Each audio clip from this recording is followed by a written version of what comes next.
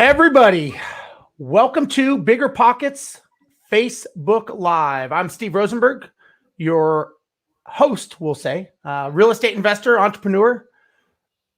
We'll say vice president of investor education for Mind Property Management. And let me just say that today's show is going to be nothing short of amazing.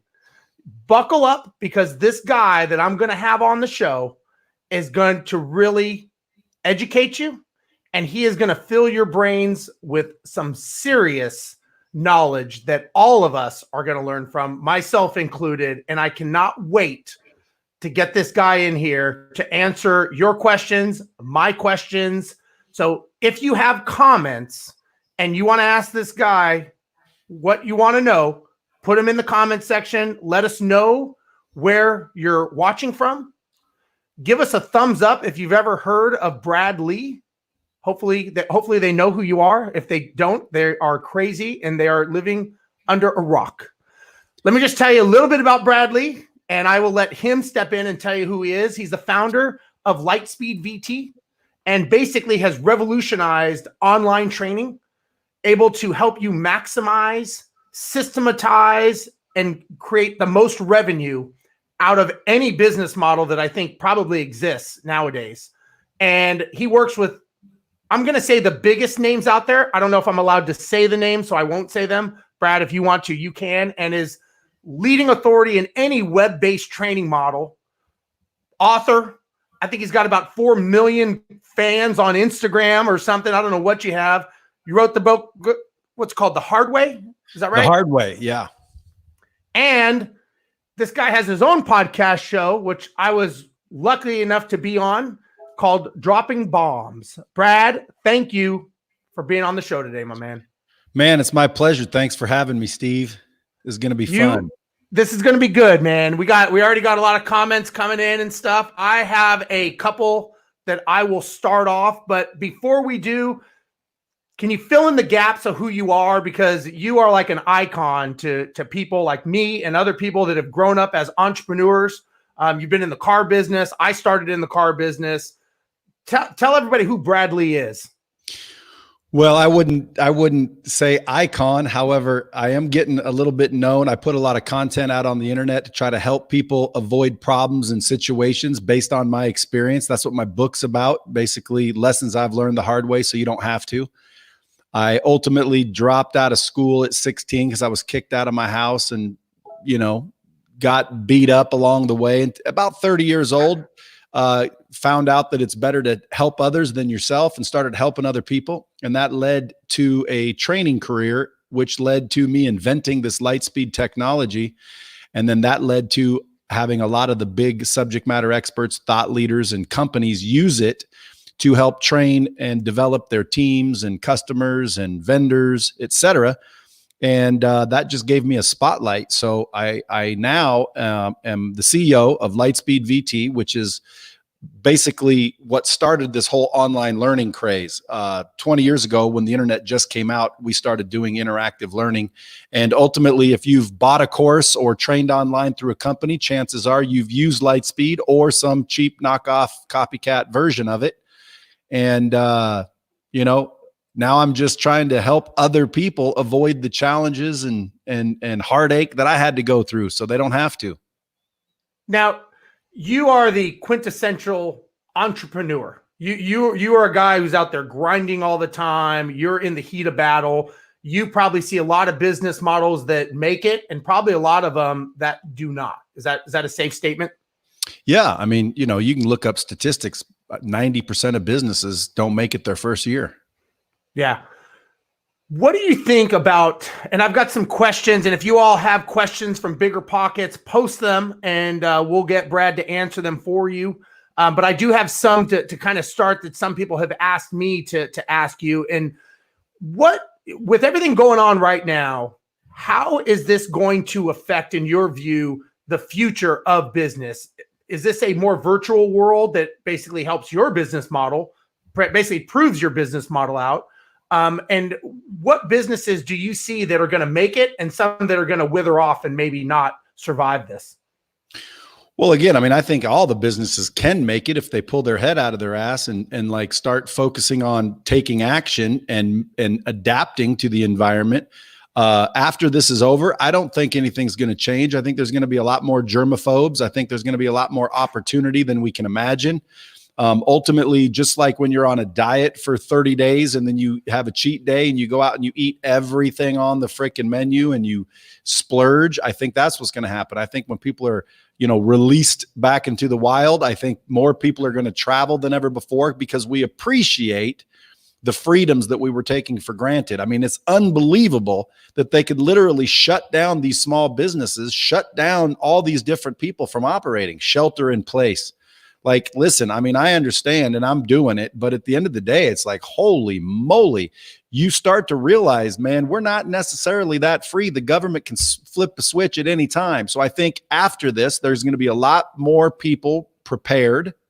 And I think there's going to be a lot more people enjoying their freedom, such as travel and eating out and restaurants and gatherings and things like that. So I wouldn't worry too much about the future. It's not going to be much different other than a whole bunch of more germaphobes. Do you see, and someone had mentioned this to me before, they said, you're going to see some businesses created out of this. Like, I guess and I don't know specifically when Uber and Airbnb were created, but they had said that Airbnb and Uber were created from the 2008 recession. And basically when things are going good, you don't really try new ideas because it's like, why try something new? What we're doing is working. That's right. When it hits the fan, then you're like, well, we might as well try this. We got nothing else to lose. Do you think that's going to be the case? There are going to be some new business models as a result of this, or ideas? Absolutely. I mean, I'm already wondering why I have a 30,000 square foot office overlooking the city. Like, man, it's like we've worked entirely from home. We're fully operational, and it makes you wonder. So I think a lot of people are going to realize they don't need all the things that they had. I think we can operate virtually right now. Or most of us, obviously, if you're in the roofing business or the solar business or the real estate business, you're going to have to, leave the house. But again, I was talking to a bunch of realtors and they're like, well, what would you do if you were me? Well, personally, I would get somebody made up with some gloves and some whatnot just to walk out to these homes so we can have a virtual showing. Not that that's good enough, but imagine if I could show 30 virtual homes to a client before they ever left their house, because when I'm looking for houses, they'll drive me around all these different houses. And it's like half of them weren't even worth looking at. I wish I could have looked at them virtually and then decided the ones I want to do a physical visit. So it's just, look, the person that adapts the quickest is the one that's going to survive. It's not the strongest. It's not the smartest. It's the one most willing to adapt. And the problem is when we face these challenges, we get in this crisis mode. Everybody wants to restrict and contract and freeze, when in reality, if you just accept the fact that it happened, as soon as you accept it, well, now you can start planning on how to get out of it and other things and other ways. You just need to adapt. Do you think that, I agree with you on the video stuff. Like, I think that is going to be something that you're going to see a lot more of. And I think that you're going to see a lot more commercial buildings, the smaller strip malls that had small businesses. They're going to shed that, and maybe even see houses that have, added business or offices in their houses. So maybe more reconstruction going on than maybe purchases, and people going, you know what, I'm gonna just knock out that wall and make that a bigger office, as opposed to, let's shut down the commercial. And I think you'll see a pretty large vacuum of commercial properties because, like you said, a lot of people are going, well, shit, we've done it for 30 days.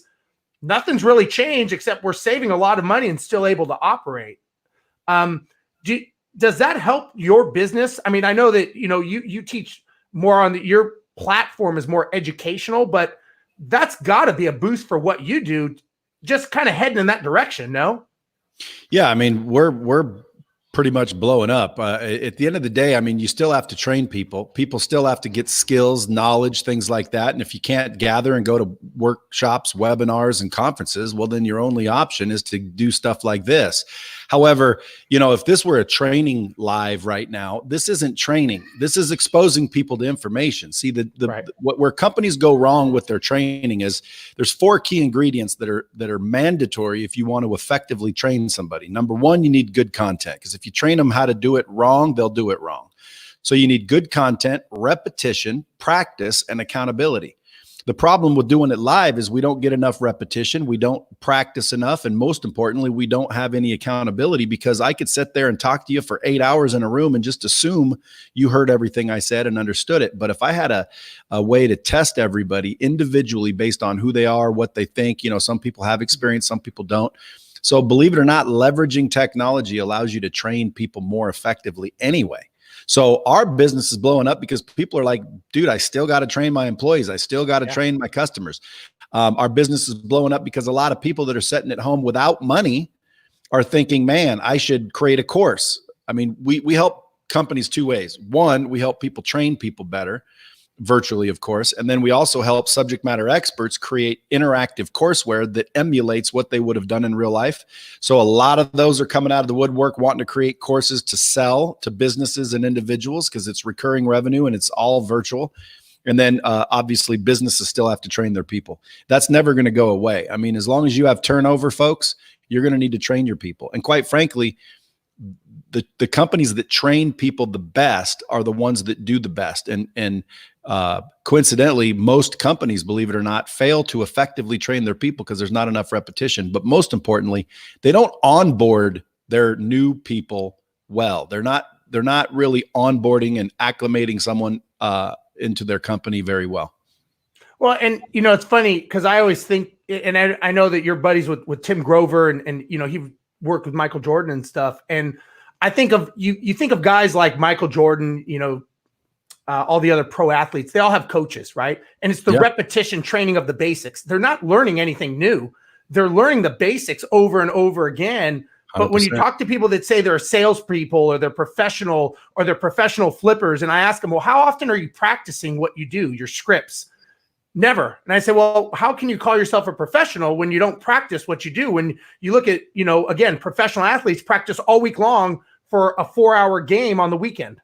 That's a professional, right? And so I think a lot of people don't really understand the definition of what it takes to be a professional and be the best. And like you said, it's practicing the basics over and over. It's nothing fancy or sexy, right? It's just doing the same thing over and over again, repetitiously, to where it's the muscle memory, right? Yeah. The problem is most people practice on real customers instead of virtual customers, or they don't practice at all, as you're pointing out. But, practice is literally, so important. If you look at the military or athletes or any high level professional, repetition and practice is probably what they do most. And so someone had a question here. You created Closer School. That's right. How would that help them in real estate? Like, to me, it's a logical answer, but I'll let you answer it because it's your school. Well, Closer School not just makes you a better salesperson and closer, it makes you a better human being. It works on your confidence. It basically teaches you how to come out of your shell and be more gregarious. It teaches you the basic fundamentals that allow you to seek relationships over the sale. What's crazy is if you seek a relationship over the sale, you end up making that sale and a whole lot more. So Closer School teaches people how to close. Now, the difference between a salesperson and a closer is very simple. A closer is who you go get or become when a customer says no. So how do you get past the no? And how do you get someone to say yes when they're saying no?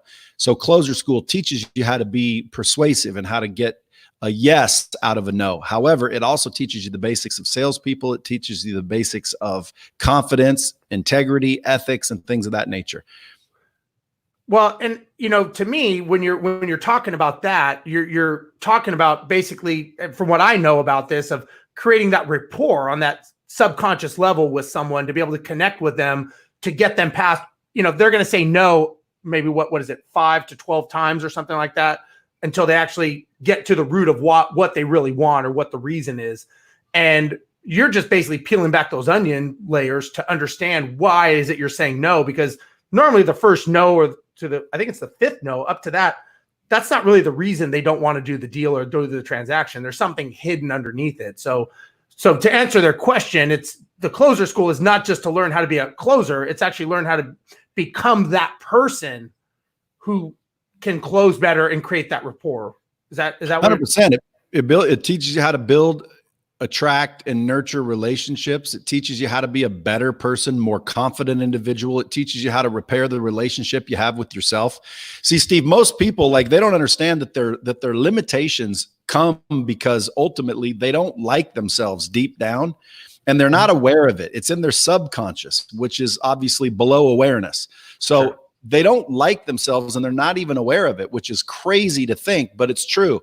And so when you start making good decisions and you start making more money, some thing inside people cause them to start making bad decisions, start making wrong decisions. They start rationalizing, and ultimately it keeps them down. It prohibits them from breaking free and through these barriers. So if you want me to show you right now, I'll do it. So for the people watching, pay attention. Here's one way that you can repair that relationship you have with yourself. Because I personally believe relationships are the new economy. I mean, if you go out and just try to build relationships and try to be, Mr. Gregarious or Mrs. Gregarious, you're going to end up making more money, and more opportunities will come because you know more people. The more hands you shake, the more money you make. The question is what do you do with those relationships? How do you introduce yourself at a party or a networking event? Are you nervous to walk up and introduce yourself? Are you scared that you don't know what to say to a certain level of people? And if that's the case, it's because you got to fix the relationship you have with yourself. So number one, just like any relationship you want to fix, you should apologize to yourself for years of lying, procrastinating, letting yourself down, making wrong choices. All of those things, believe it or not, are recorded in the subconscious. So you have to forgive yourself, apologize, and forgive yourself. Sounds crazy, but that's step one. Step two is you commit to always do what you say you're going to do from that day forward. See, we get to choose what we do. So if we commit to something and then we don't do it, that's what's affecting our subconscious in the first place. So you have to commit to always do what you say you're going to do. If you don't want to commit to it, just don't. You get to decide, but always do what you say you're going to do. Step three, you want to set 10 small goals a day. Now, most people say small goals. I'm always taught to create these large goals. Well, in my belief, you create these big goals and you fail and you fail and you fail, and that gets recorded. Failure, failure, failure. I lose. I'm a loser. I'm supposed to lose. I believe your subconscious mind literally is there to make you correct. It's to make you correct. So if you think you're a loser, you're going to lose. Now, how do you replace those? Well, you replace those by setting 10 small goals every day that you can attain, because the mind doesn't know if it's a big win or a little win. It just knows you're a winner. Like every day I'm winning at least 10 times because I'm going to set 10 small goals a day, and I'm going to make sure that I commit to do them, and I'm going to attain every single one of them. And subconsciously, keep in mind, man, this isn't a conscious thing. You're not going to be aware of this. It's just going to happen. But ultimately, 10 small goals a day allow me to start programming my subconscious that says I'm a winner. I win. I do what I say I'm going to do. I'm a good person. Okay. And then ultimately, step four is naturally to stop all the negativity, stop the stupid headlines, stop the dumb sensationalism. People talking to you, if you believe it, if you accept to believe it, actually will affect your choices. And when it boils down to it, Steve, it's basically the choices you make determine the road you'll take. The question is why do we make such stupid choices? Well, I believe it's because our subconscious mind is kind of guiding what choices we make through rationalizing and things of that nature. Once you forgive yourself, you commit to doing what you say you're going to do, and you start doing 10 small goals a day, about 60 to 90 days later, you'll start to feel like you deserve a little more. And you do. And you start to ultimately see people that'll start talking a little bit of shit to you. Hey, oh, you too cool to hang out? Oh, look at Steve. He's too cool now to come out for a beer. They're not trying to support you. They're not encouraging you to continue creating a better life for yourself. They're the opposite. And you'll see them everywhere. It could be your mom, could be your spouse, could be anybody. So you have to commit to getting rid of all negativity. And then on the fifth step, what you want to do is every single day, you want to feed your mind with good, positive information, but new information. You want to seek information. on a daily basis. The reason why is because people always say, Brad, how do I get more? And I say, listen, here's how you get more. You do more.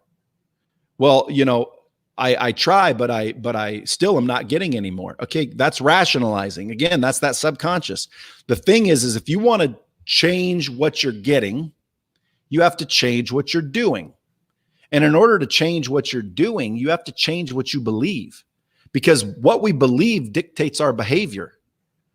And our behavior, our actions dictate our results. So it's just like common sense. If you reverse engineer it, I want more out of life. Okay, well then do more. I want something else. I want something more. Okay, well then you have to change what you're doing to change what you're getting. If you do the same things, you're going to get the same things. So you want to change what you're getting, change what you're doing. People say, well, how do I do that?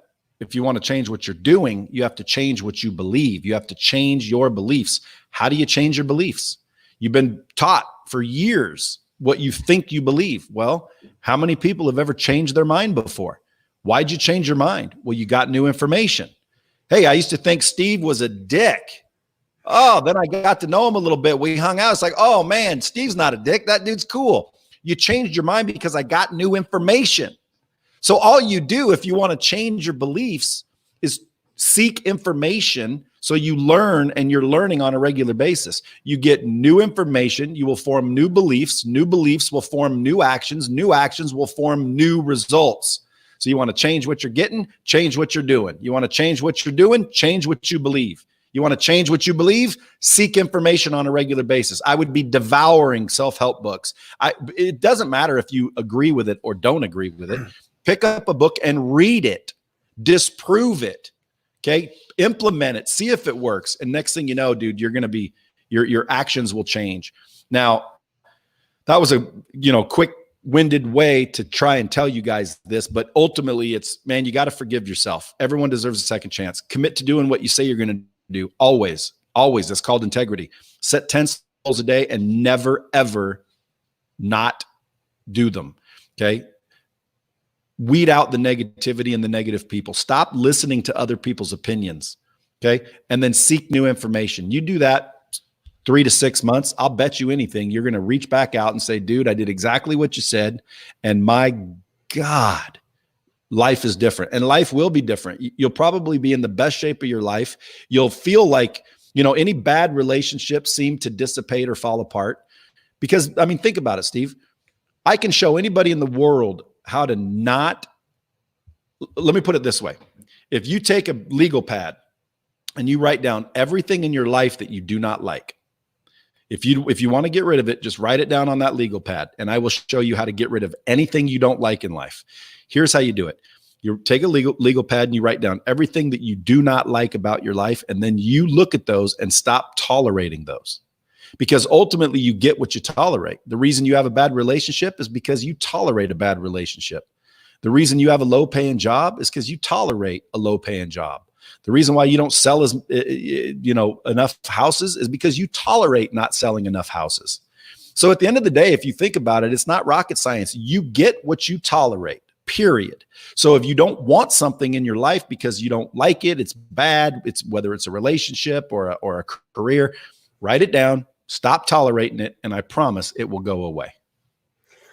I got to tell you, man, that information, that is just gold. And I hope everybody listening to that really was able to consume what Brad was saying. And, what's interesting, Brad, is all the books I've read, people I've met, and, I met you by going out and, like you said, I just went out and met you. Zach introduced us. I got to go on your show. If I never reached out to you to be on this show, you'd never, we would have never crossed paths again. That's Hopefully right. we would. But we would have crossed paths again. We would have, yeah. But what's interesting is every successful person that I've ever come across, met, been introduced to, or worked with, they all say the same thing. There's it's not like you are saying something completely different from, a Marshall Silver or someone else that I've met, Andy Frisella. Everybody is saying the same thing. And it's this small, consistent action. And I remember, and I'm not sure your thoughts of the, I am statements and reticular activating system and writing it down every single day. I write down who I am and I do a whole page of them and I write these down every day. And, I remember someone said, I don't know how it works, but it just works. And one of mine was, I'm a published author. I wrote a book. I published it. The other one was, I'm going to be speaking around the world. I got to tour Australia as a speaker. And you go and say, is that coincidence? I don't know, but it's happening. And so I'm just going to keep doing it. And it's not like you're doing anything you said. It's not like you said, hey, go out and get $5 million on a loan and go do something that you've never done. Like you're just saying, look inside yourself and really see about who you are. And you almost have to have that gut check. And I think at the end of the day, and this is my personal belief, is everybody has their own problems in life and everybody has their own stuff they deal with. Nobody really cares what your problems are when they walk away from you. You may feel better by explaining why you don't go to the gym or why you're not making the money you think you should or whatever. But at the end of the day, you're going to walk away and that's still your baggage. It's not my baggage because I go, well, that sucks for him, but I got my own shit I got to deal with over here. So I'm going to go worry about my stuff. And instead of worrying about it, I'm going to go the opposite way and think about what can I do to make it better. And I think, they say 70% of your brain is negative, the thoughts. I don't know what that number is, but I do think a lot of people, and especially I'm curious your thoughts about what this is doing to the mentality of entrepreneurs right now. I think a lot of people, they go to negative because that maybe they like the pity, or I don't know what the psychological reason is for that. But many people, go ahead. I think it's because they don't like themselves, bro. Deep down, they're unaware that they don't like themselves. And ultimately, they don't feel they deserve success. They don't feel they deserve respect. They don't feel they deserve a good relationship. They're not aware of it, though. They're not aware of it. Their ego and rationalization tells them different. They're if someone's listening to me right now, and they're like, well, that's stupid. I love myself. Well, dude, if you love yourself, why do you look like shit? If you love yourself, why are you eating like shit and making no money and not doing what it takes to make money? Why are you living the way you're living? I always tell people, dude, you want to see if you like yourself? Look at your bank account. Take your shirt off and look in the mirror. You know what I'm saying? Yeah. Because when someone actually loves themselves and they're not worried about other people's opinion, they're gregarious, they're outgoing, they do the right things, they make the right choices, they sacrifice. Because guess what? They know that they deserve health. They know that they deserve respect. They deserve love. Why? Because they actually value themselves. And if you don't do these things, it's the opposite. It's because you don't think you deserve it. So apply what I taught you, and over time, you will actually start feeling like you deserve a little more, and you'll start getting a little more. I do this thing. Okay. Now, every morning, I've been doing it for a long time, but this I call the $1 million morning. Now, if you guys are listening to this, I'd grab a pen, because if you do this for 6 months or a year, it's going to change your life. Now, again, you hear a lot of gurus out there talking about it'll change your life. This really will change your life. So number one, I call it the $1 million morning. Why? Well, because when you open your eyes, you need to be extremely grateful. So grateful that you would admittedly value waking up more than you would $1 million. And if you think about it, if I just gave you $1 million, you'd be pumped up. People are excited, man. Brad Lea just gave me $1 million cash, no strings attached. They'd be fired up for weeks. Their enthusiasm would be through the roof. They'd spring out of bed, ready to take on the day. They'd want to go shopping. They'd be like, woo! Their life would be amazing, at least for a week or two, maybe a year. Okay, so if I gave you $1 million, all your problems go away. All your excuses go away. You're enthusiastic. If I gave you $1 million, okay, good. Most people would. There's nothing wrong with that. But let me ask you a question. If I gave you $1 million and said, you can't wake up tomorrow, this is your last day, would you take it? No. Most people would never take it. They wouldn't take 5 million. They wouldn't take 10 million. Okay, so when you open your eyes, if you realize that you just got a gift more valuable than $1 million, that means every day you wake up, you're getting $1 million, something more valuable than $1 million. Act as if. That will put your perspective in the right place. You'll wake up every morning and instead of thinking, I got to go to work, I got to work out, I get to go to work, I get to work out, I get to play with my kids. So at the end of the day, you have to start with gratitude, and it has to be real and authentic gratitude.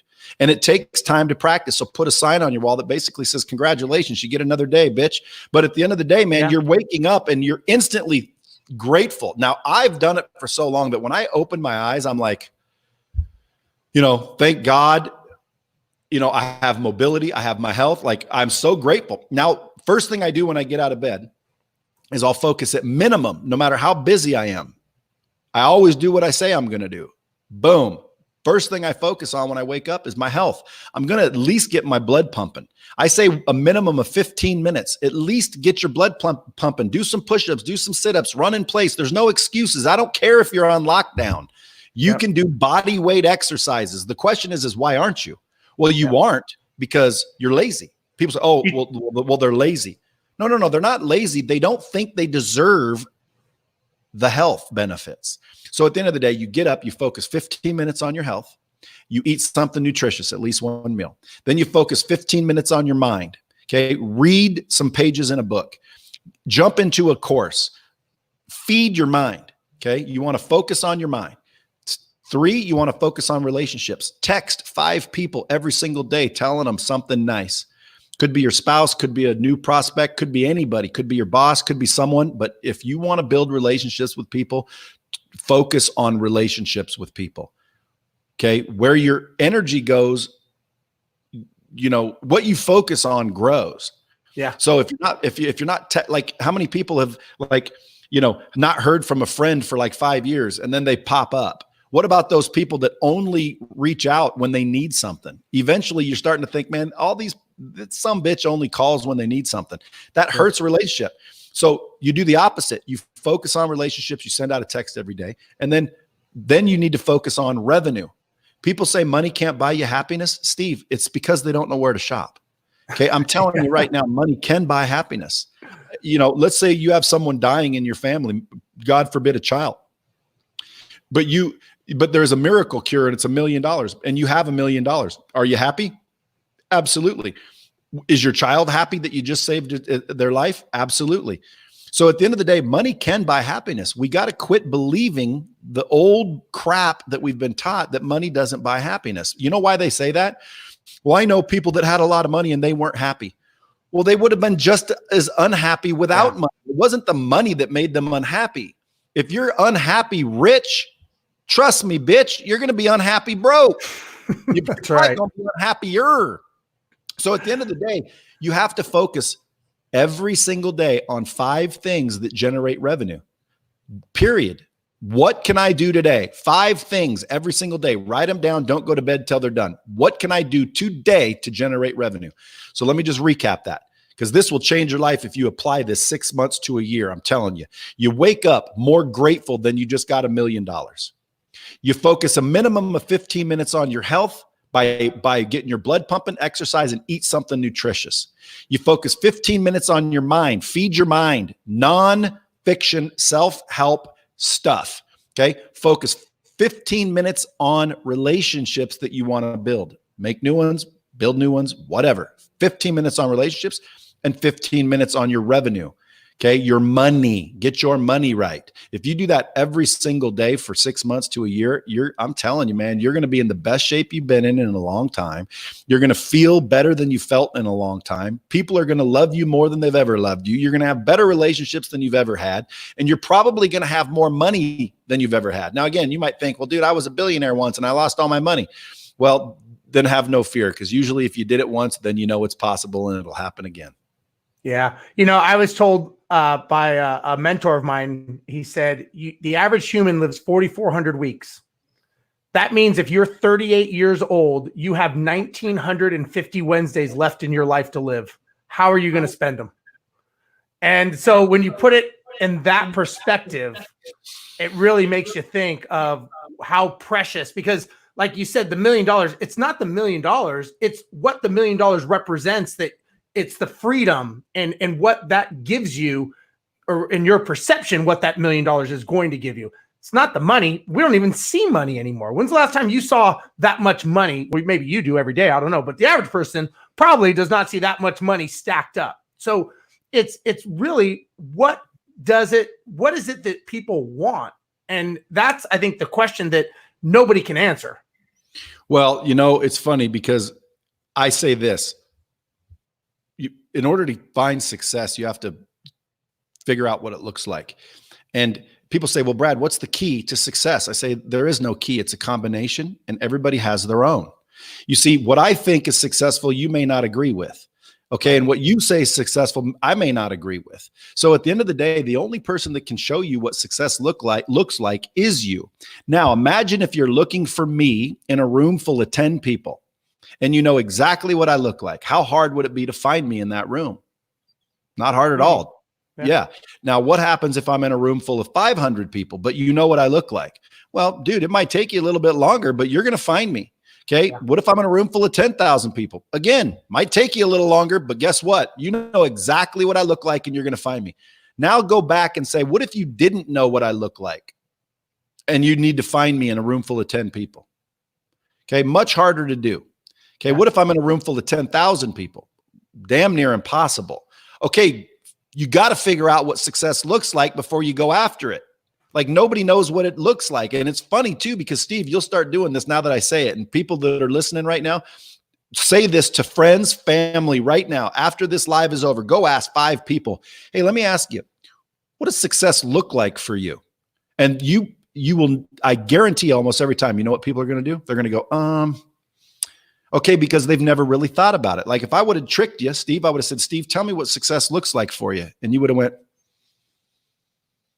because everybody does it. Go try it after this. Hey, tell me what success looks like to you. And they'll go, success, because they don't focus on it. They're not aware of what it looks like. So folks, if you get success, do yourself a favor and figure out what it looks like. So when you're after it, you know exactly what it looks like. That's step one. I got a question based on that, because I get a lot of people that will reach out to me and they want to know how to be successful in real estate. And first thing I ask them is, why are you doing this? Why are you picking real estate? And they want to make money. I'm like, well, you can make money getting a job. Like you don't need real estate for that. And they want the freedom, or they think they want the freedom. But what I have seen, and I don't know if this is all entrepreneurs or just real estate investors in general, they don't have the end goal. They think of the strategy first. Well, let's say they buy a piece of real estate. They buy the house first. Then they try to figure out how that fit that house into a strategy, and they don't even know where they're going. And so I tell them, I go, that's like you asking me for directions. And when I ask you questions like, where are you going? You tell me, I don't know. And I go, well, if you don't know where you're going, how am I supposed to give you directions? How do you help people get goals to get them on path? Because I think entrepreneurs are like ready, shoot, aim, right? They just go and do something and they go, I'll figure it out on the way. It's like building a plane in the air, right? It doesn't work. How do you help people figure out their goals, and how do you get them on the right path and not get discouraged when they realize like, shit, this is a lot harder than TV made it out to be, or than I thought it would be?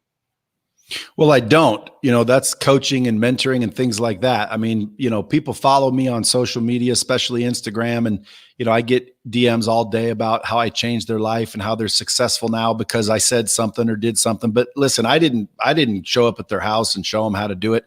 They're just listening to things that I've experienced that make sense. And I say it in a way that maybe resonates with people, because like you said, I'm not a everything I'm saying, like you've heard before. Yeah. The problem is most people are trying to learn something, Steve, when they really need to unlearn something. They need to unlearn their limitations, everything that they've been taught since they were little. The schools, their friends, their parents, their experiences. They've learned some things that is literally stopping them from succeeding. And I've never sold real estate. But I would say if I were in the real estate game and I wanted to be successful, the first thing I would do is be really, really aware of the inventory. Like I would be the go-to person as to what's available in that town, where it is, what the prices are. Like I would be a walking encyclopedia. I would know my inventory like nobody else in the world. Number two, I would freaking build so many relationships that when you thought of buying or selling a house, you think of me. Okay. Right. Why? Because dude, I'm going to be everywhere. Okay. You're going to wake up in the morning. I'm going to be right there in your face. Okay. I'm also going to leverage technology. You know, I'm telling people there's only going to be two kinds of companies left in the future, man. The ones that make technology and the ones that use technology. The rest are going out of business, and that includes you. Anybody listening to this, if you do not leverage technology, you're going out of business, folks. So again, if I wanted to be successful in the real estate business, dude, I would go out there and meet more people and build such a network to where anybody in this town thinks about buying or selling a house, they're going to think of me. Okay. I'm going to know my inventory. I'm going to know my inventory, and I'm going to leverage technology for what? To make relationships, to add value, to follow up. You know, I'm telling you right now, man, when I was looking for some places, I called realtors. They didn't even call me back. That blows my mind, man. And any business, right? Anything, you're thinking to yourself, how do you function? How do you make money if you don't even call back your clients? Dude. When I always try to think too, it's like, dude, you're in real estate and I'm calling you to buy a house and you don't even call me back. Business must be booming. You must be so busy you can't call back everybody. Because, dude, I'm someone you want to call back. I was going to say, I'm guessing you're not buying a small 1-bedroom condo. I'm guessing you're buying. I saw the video of what you bought. Yeah, I mean, you're buying some stuff. Listen, I have a 800 plus credit score. I've got ample of money to put down. I don't need to finance most of the houses. So at the end of the day, I'm like a dream customer, and they're not calling me back. Now that tells me they're too busy or too lazy or too stupid. But what it really boils down to is they don't really like themselves, or they're not aware of how to leverage technology. I'll give you an example. If you want more, you got to do more, get better, scale. Now I can prove it to anybody, even realtors. Here we go. Pay attention. If you take what you make on average per month, okay, I will ask you a question. How many people do you talk to on average per month? They will say, oh, I usually talk to 50 people. Okay, talk to 100 and I'll bet you double your income. Now, that's doing more, right? You're talking to 50 a month. You got to do more. I didn't say it was easy. I didn't say it wouldn't take work. I'm just telling you how to do it because it's pretty simple to do. You do more. So if you're talking to 50, let's say you're making $5,000 a month. You're talking to 50, you're making $5,000. Talk to 100 and you'll make $10,000. Now, you want to double that? Talk to 200, you'll make $20,000. Now, people say, well, I don't have the time. Okay, well, listen, you do more, you start there. Now you get to the point where you're doing as much as you can. Okay, good. The next step is get better. Do more, get better. Now, get better is train, get better, practice, repetition, get better. So now when you talk to those 200 people, instead of selling $20,000 worth, you end up selling $40,000 worth because you're far better than you used to be. So that's get better. With the same amount of business, you can sell more, make more. Okay, now you're stuck. You're as busy as you can be. You're as good as you can be, and you're limited. Well, now you have to leverage technology and scale. So people are like, well, how would I scale? Well, hire a virtual assistant for $1,400 a month and have them prospect, have them email people, have them find buyers, do your research, whatever takes your time. Most people won't do that. So when I'm calling these real estate agents and they won't even call me back, it's like, are you guys out of your mind? Are you that busy, that successful that you don't have time to call me back? You can't hire an assistant to call back every single person that's calling you. Oh, well, you know, we're getting a lot of calls nowadays that are just looky-loos. Are you stupid? You're getting opportunities to do business. Every time your phone rings, that is an opportunity to do business. If you want to sift through them because there's a lot of jack-offs and looky-loos, well, then hire a virtual assistant or hire an admin assistant that'll help you. People are like, well, I don't have the money.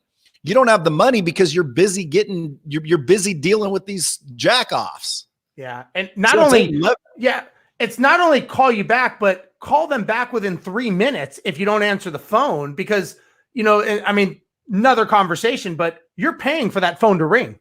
You're either paying sweat equity or you're paying marketing dollars for someone to call you, for you to see someone's ad as a realtor or to flip a house, or, you know, you're going to rehab a house or whatever it is people do in real estate. Because on Bigger Pockets, it's the whole spectrum. If your phone rings, you paid in some form or another for that phone to ring. And I mean, it's down. I mean, when I was trained and coached by, you know, Brad Sugars and everybody, it was like by the third ring, you had to answer it, and the same script every single time. So not answering the phone is just unbelievably, it doesn't even understand. And if you don't answer it, you have 3 minutes to get back to them, because if not, what are you doing? You're calling someone else, right? Yeah. Or following up, dude. I can't tell you how many people don't follow up. You know, they take no for an answer. They don't have any closing skills whatsoever. They don't follow up. They don't do the basics. You know, when it comes to sales, whether it's houses or RVs or cars or whatever it is, if you just simply start following up and becoming more organized and follow up professionally, you'll probably double your income. Now, when I say follow up, that is not calling me every 3 days saying, "You ready to buy yet? You ready to buy yet? You ready to buy yet? You ready to buy yet?" Following up should be 7 to 10 times where you're just reaching out to give me some value. Hey, Brad, I know you were looking at, you know, this type of property in this type of neighborhood, and I thought maybe you'd like this. Or, hey, Brad, you know, I don't have anyone to go to the hockey game tonight with me. I know you like hockey, wondering if you wanted to go. Like, build a relationship. Following up is an opportunity to strengthen your relationship. If you're following up to sell something, I'm telling you guys, you're focused on the wrong thing. Don't focus on selling somebody something. Focus on building a relationship with somebody. Yeah. Because building rapport. Well, again, people will say build rapport, dude. Rapport is like me and you got along and then I left. A relationship is, are you married? What are your kids' names? Where do you go to school? Oh, my kids go to school there. Oh my God, dude, let's get together on Saturday and have a little play date with the girls. You know, at the end of the day, building a relationship is not building rapport. It's building a relationship. And a relationship is what you really want. Because again, if I'm going to buy a house, I'm calling our buddy David Riedel. Well, why David Riedel? Well, because we got a relationship with David Riedel. I don't know any other and by the way, I do know other realtors, but we don't have a relationship. Right. Okay. So again, I'm calling David Riedel. Why? Well, because of the relationship we have with them, dudes. If I know you invested the time, right? You invested the time, well, and he invested the time. And so but you did as well, right? He did. So you did. Well, again, he's also, you know, friend of the family type of thing, but that's irrelevant. The point being is how you get to know somebody is you build a relationship. And too many people are worried about making a sale rather than build a relationship. So now not only will David get my business, I've sent him other business. When someone says, hey, I'm looking for a house in Vegas, call my boy Riedel.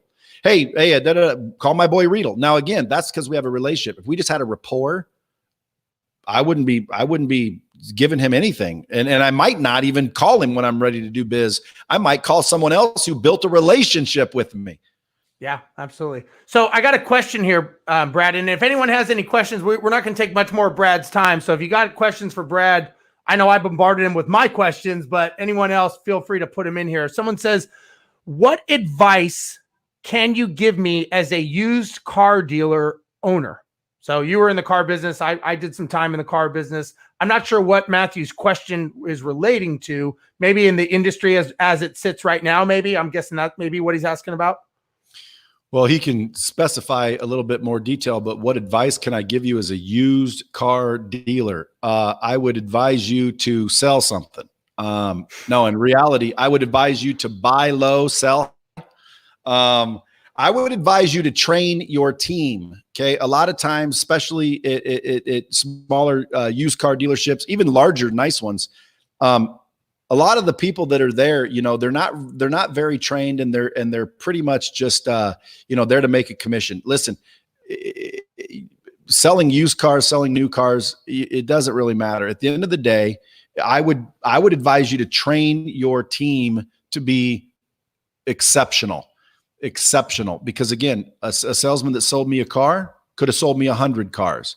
You know, I don't go back to the same person over and over and over. Why is that? Well, because we didn't build a relationship. They weren't trained to follow up. They weren't trained to just send me a card on my birthday and Christmas, things of that nature. Now, if it comes to prospecting, okay, obviously, you know, if I were you, I would teach your people how to prospect. Okay. Prospecting is key. The more hands you shake, the more money you make. And right now we can shake hands virtually, which means, again, this is another thing, perspective. Everybody's bitching and complaining that they can't go out in their house and this is all screwed up.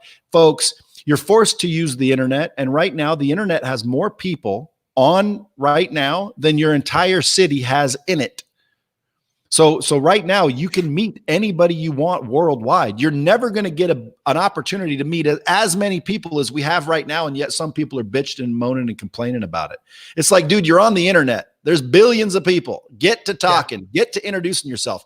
Go into car clubs, go on Facebook, DM people. Okay. Personally, I think in the used car world right now, it's going to be a little bit scary coming up. I would advise you to unload your inventory quicker than normal. Why? Because right now, I'm sure the used car inventory is stacking up and values are dropping fast. Why? Well, because the inventory is stacking up. So if I were you, I would figure out what to do to get rid of your inventory as soon as possible, or at least turn it over much faster. And then hit me up in the DM later and we can talk more about it. Cause I don't know what advice you're looking for, but hopefully that helps. Okay. I got another one. Brad, any book recommendations, elaborating on the topic of learning to love yourself? There's one called The 5 Love Languages, and that really gets you to determine what type of how do you display love and how your partner displays love. So I would get The 5 Love Languages. How to Win Friends and Influence People. I would get that book. I would go get The 4 Agreements. Yeah. I would go get, I'd recommend those no matter what. But as far as how to love yourself, no, I'd probably just Google it or go watch this live again once it's on replay, because I just told you how to love yourself. You forgive yourself. You commit to doing what you say you're going to do. You set 10 small goals a day. You get rid of all the negative people, and you continuously seek new information and feed your mind. And I'm telling you, within 6 months to a year, you're going to have a much better relationship with yourself. And that's technically how you end up loving yourself. Yeah. And it's so true. As sad as it is, the people that you're around, you assume that the people you're around want you to do better.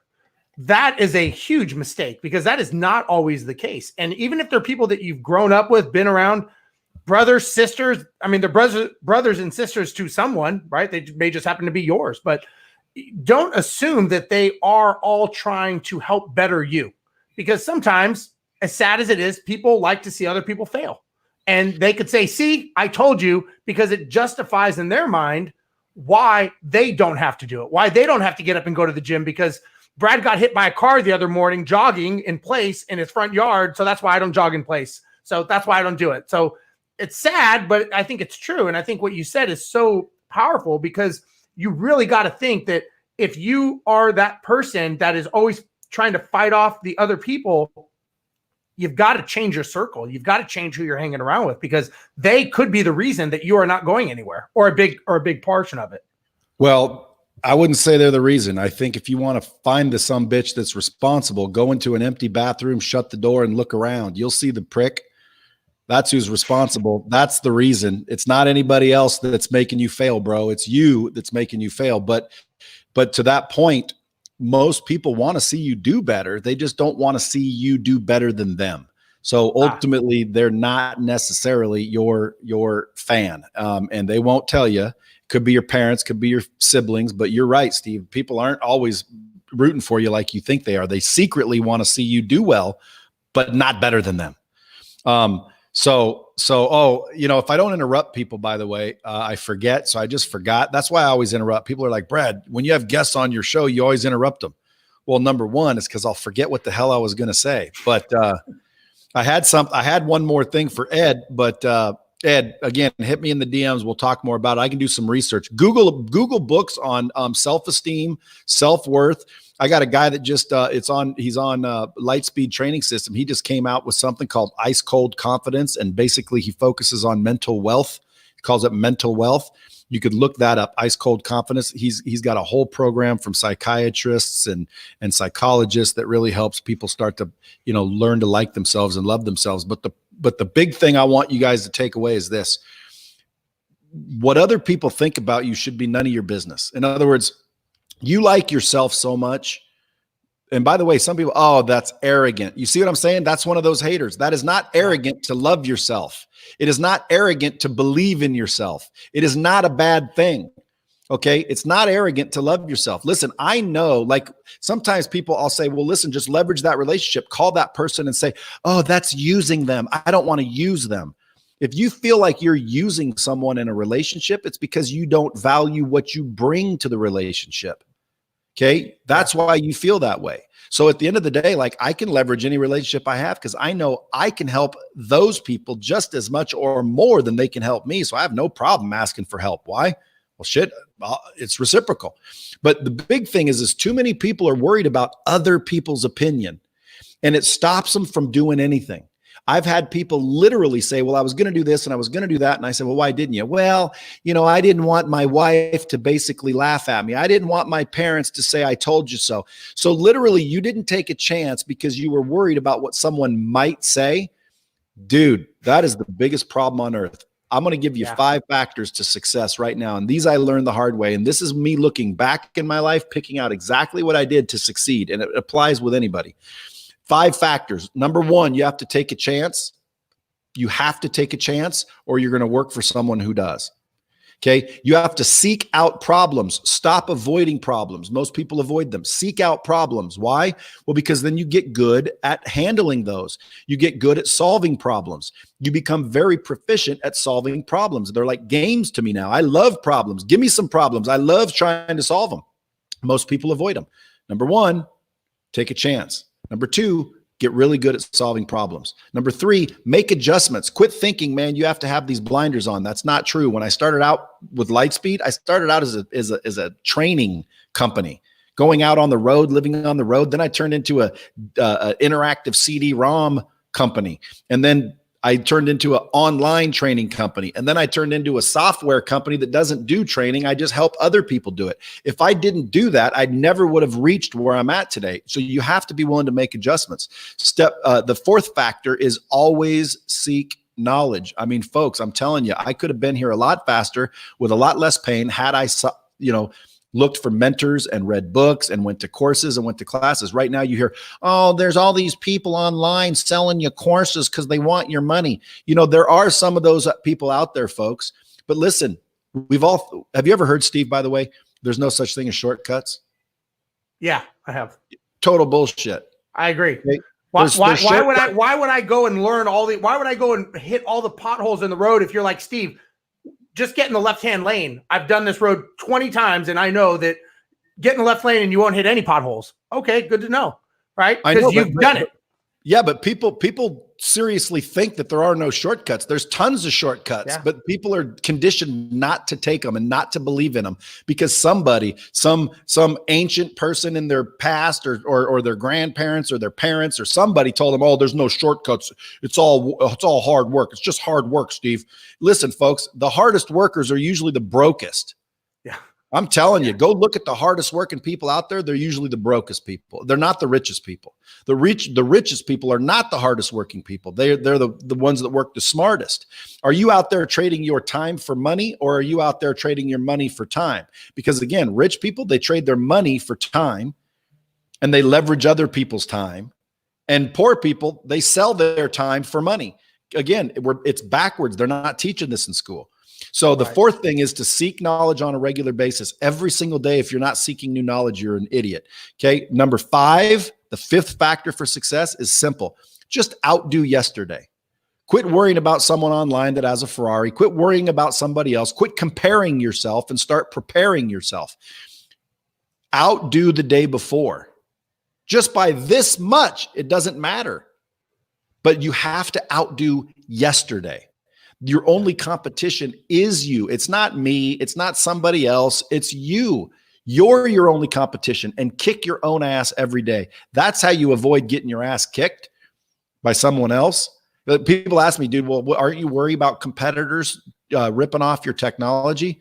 Dude, my development team's whole mission at my office is to put us out of business.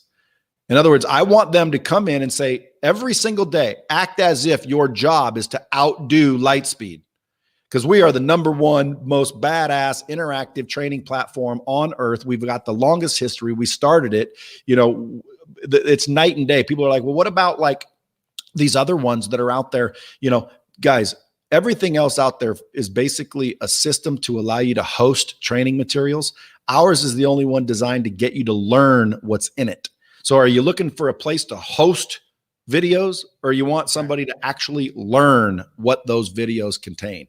Well, our system is that way, and it's so far advanced beyond others is because every day we're looking to kick our own ass, which is outdo yesterday. So to recap, #1, you got to take a chance. #2, solve problems. #3, make adjustments. #4, train your ass off, study. Okay. And #5, outdo yesterday. Those five factors will guarantee your success. Guaranteed.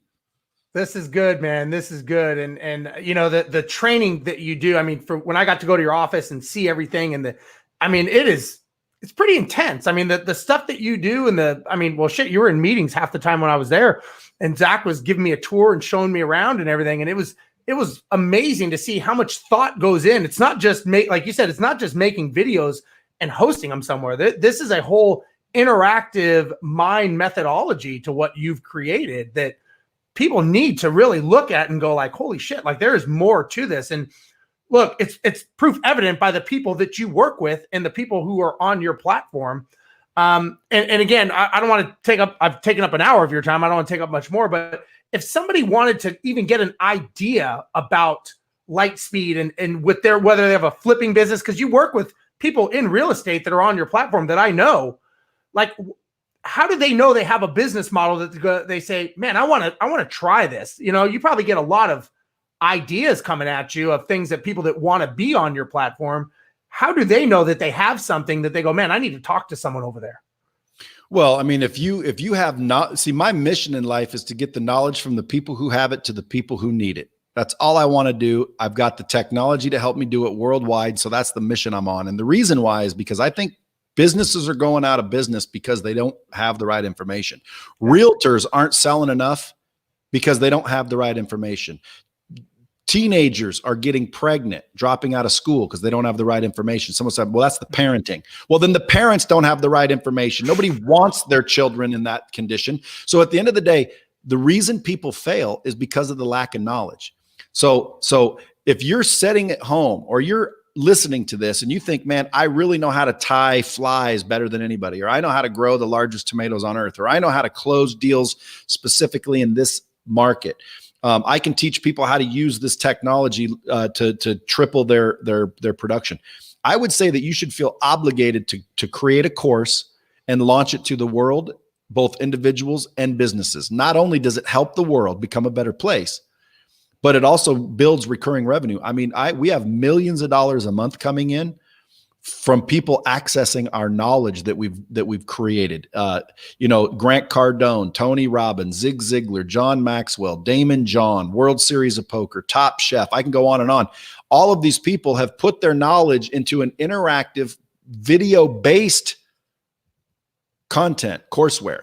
The reason I say video-based is because, listen, some videos, they just talk. They don't ask you any questions. They don't adapt. With LightSpeed, the video, you can actually adapt what you're saying based on the individual, and you're collecting that data. But anyway, if you have knowledge that you think is valuable or you think can help people, then get a hold of us and create a course, and you can monetize it or you can give it away. But if you're a business that really wants to produce more productivity and retain better employees and better customers, well, then train your people effectively. So whether you're a business or you're an individual looking to share knowledge, reach out to us. Reach out to Zach Conley at LightSpeed VT, ZACH, Zach.Conley. You can reach out directly to Zach or just hit the website, lightspeedvt.com. We just put up a new website, or it's about to be up. We've got licenses for everybody. We used to charge a lot, but we don't anymore. So trust me when I tell you, it's really working. It's really worth looking into. Yeah. And again, Zach, as you said, great guy. And everything you've done it literally is amazing. And if you have something and you don't do it, then I would say shame on you for not taking it to market and educating other people, because you're almost being selfish by not sharing it with other people and helping other people by just keeping it in your head, because everybody can learn from someone else. So you are, and you're losing a huge opportunity, because right now, man, we are getting hit up left and right. People are at home wanting to sharpen their skills, and your course isn't there. They're not finding you. Yeah, absolutely. Well, Brad, I can't thank you enough, man. I've had you for over an hour, and I know that I'm sure you got something going on. Probably that pool you got to jump in a little bit behind you or something. I'm not sure what you got going on. But thank you so much for taking the time today. I know everybody on here got tons of knowledge. And, again, thank you. I owe you a beer next time I see you in Vegas. We can hook up. And you and Zach, thanks for making this happen. I'm sure the people with bigger pockets, if you guys like this, make sure you give Brad a thumbs up. Follow him on Instagram and everything else that he's on, Facebook, everywhere else in the world. And take him seriously. This guy, he does get back to you. I mean, I text him, he texts me right back. So, again, thank you for the time, Brad. Everybody, thank you for watching today. And we will see you next week on Bigger Pockets Live on Facebook. Stay safe. Bye-bye.